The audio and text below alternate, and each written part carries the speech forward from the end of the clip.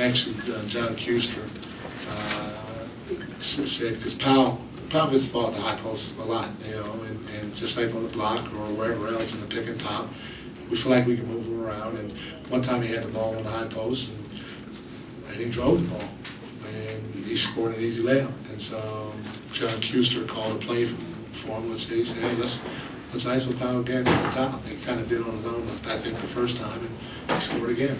So then we called it again later on. So it's him having that ball on the elbow is a product of where we put him, because he can shoot the ball. Obviously, he can drive the ball. He also can pass or facilitate from there.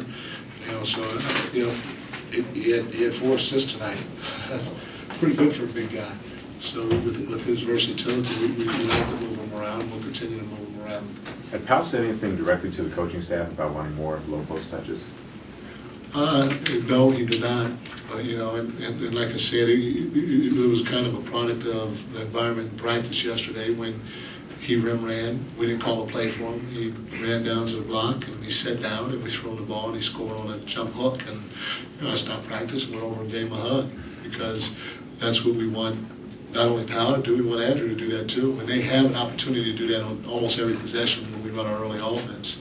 But we're not going to just give Pau touches on the block, because he's so versatile. It wouldn't make sense for us to do that.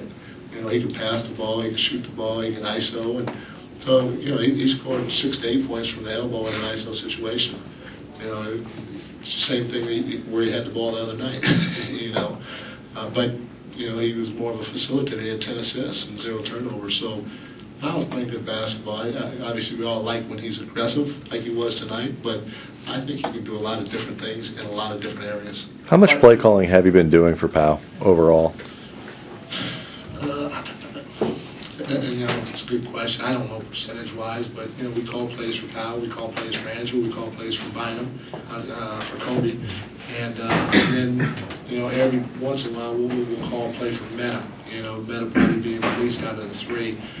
But for the most part, if we're not calling a play for either one of the those 3 guys, then we're running our early offense, and that's an equal opportunity offense with the first big down the floor being able to get the best look, or the first look and the second look on the front and back side. So and then we have some other action that we run that's just movement. So it's an equal opportunity thing. And yes, Pau's a great passer. He's a great shooter, a great ISO guy. So he gets moved around quite a bit. And tonight he just showed his effectiveness from being able to be moved around.